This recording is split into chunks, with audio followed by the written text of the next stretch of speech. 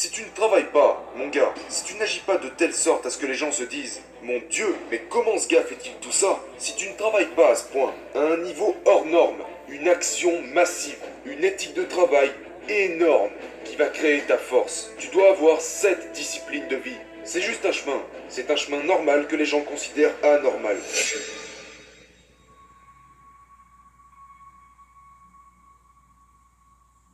Aujourd'hui, je vais vous parler de succès. Succès, devoir, obligation, responsabilité.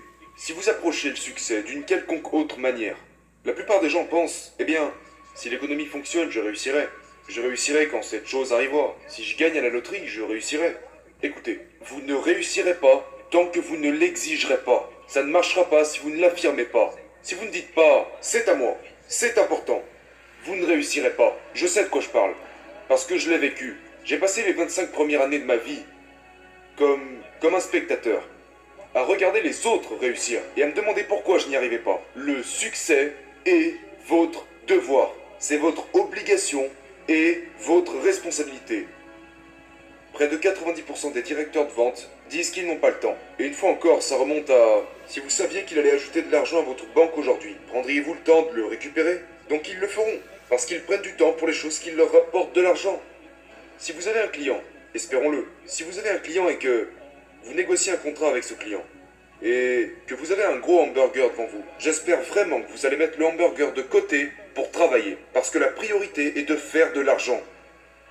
Dans le même sujet, ce directeur ne croit pas que les formations de vente se convertissent ou permettent de gagner plus d'argent. Donc il ne prend pas de temps pour ça. En fait, quand vous dites que vous n'avez pas le temps, ce que vous dites en réalité, c'est « ce n'est pas ma priorité ».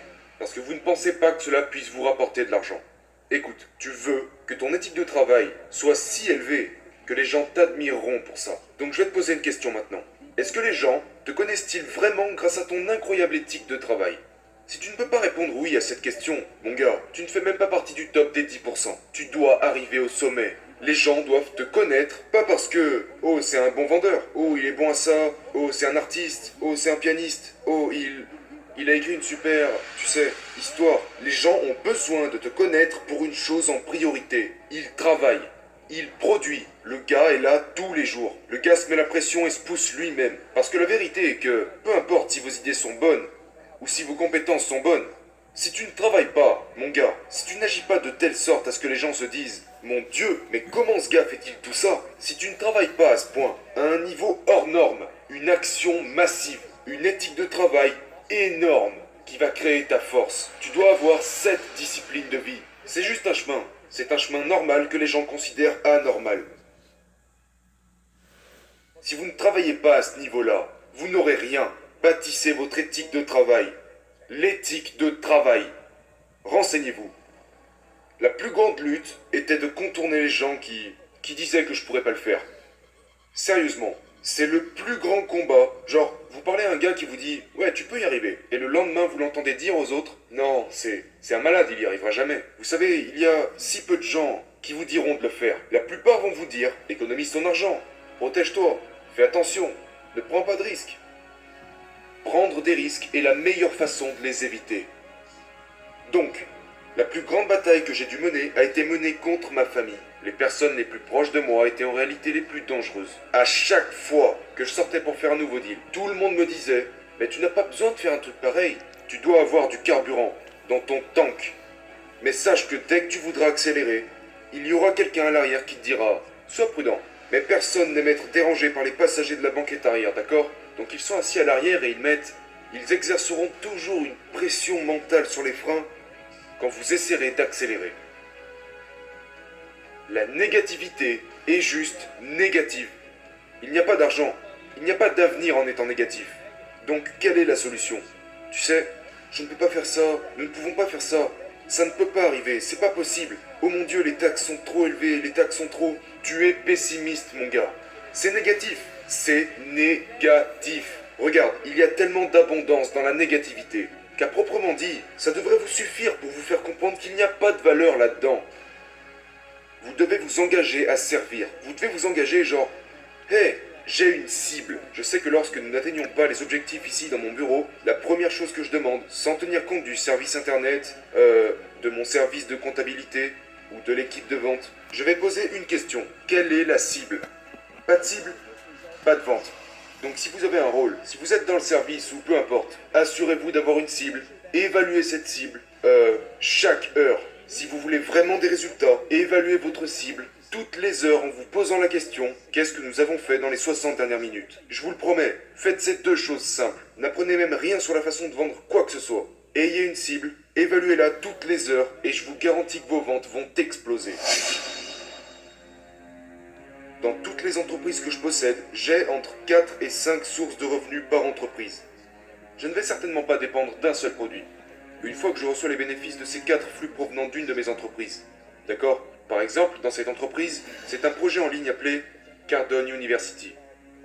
Donc il y a des conférences, il y a des livres, il y a des audios et des MP3. Ce sont 4 flux d'argent venant d'une de mes entreprises. Et à un moment donné, je me dis, ok, lançons une nouvelle entreprise. Donc je vais construire une nouvelle entreprise en parallèle.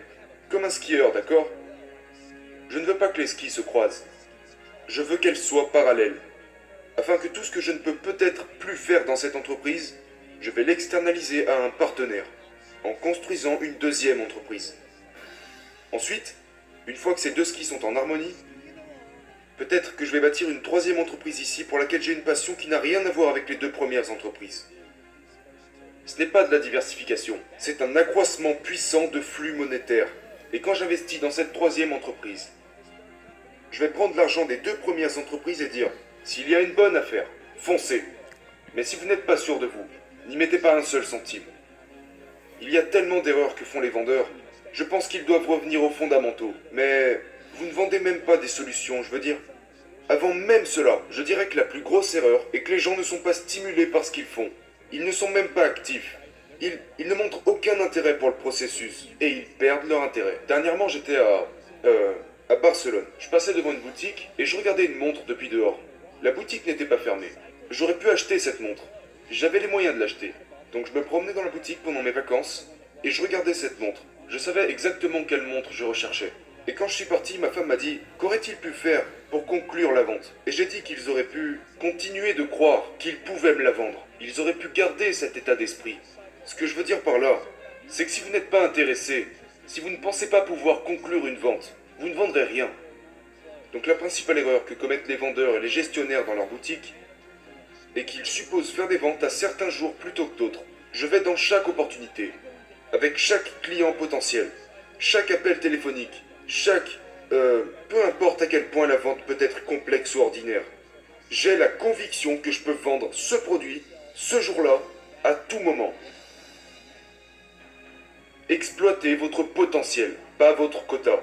Si vous voulez rester vraiment motivé, si vous voulez répondre à la question de savoir pourquoi les gens qui ont déjà réussi continuent de travailler, c'est parce qu'ils n'opèrent pas sur des quotas, ils opèrent sur leur potentiel. Ils sont motivés à atteindre leur potentiel. Ceci est également lié à leur obligation morale. Ils savent de quoi ils sont capables. Personne ne peut vous dire de quoi vous êtes capable. Vous êtes le seul à le savoir. Donc exploitez votre potentiel et pas votre quota. Les quotas sont des nombres, mais qu'est-ce qu'ils représentent? Quelqu'un pourrait dire, ton quota est de ta. Ok, mais basé sur quoi? Comment tu es arrivé à ce quota? Les gens choisissent un certain quota ou un certain nombre parce qu'ils pensent que c'est important ou simplement pour se comparer à d'autres personnes dans leur industrie. N'opérez pas sur les quotas. Vous les voulez, bien sûr que vous les voulez, mais ce qui vous motive, c'est l'atteinte de votre potentiel. Et certainement pas quelques nombres ou quelques mécanismes. Mon potentiel, je le connais. Je sais à quoi il s'apparente. Et vous devez connaître le vôtre. Exploitez votre potentiel, pas seulement un quota. Et je vous le promets, vous serez extrêmement motivé. Jour et nuit. Quand les choses tournent mal, vous devez fournir encore plus d'efforts. Vous allez devoir dépenser de l'argent que vous ne pensiez même pas dépenser. Mais accrochez-vous, restez dans la course. N'abandonnez pas, travaillez. D'accord? Je sais à quel point c'est dur. Je sais que c'est dur. Je sais qu'il y a des moments où vous vous dites, mon Dieu, mais qu'est-ce que je suis en train de faire? Et continuez de travailler.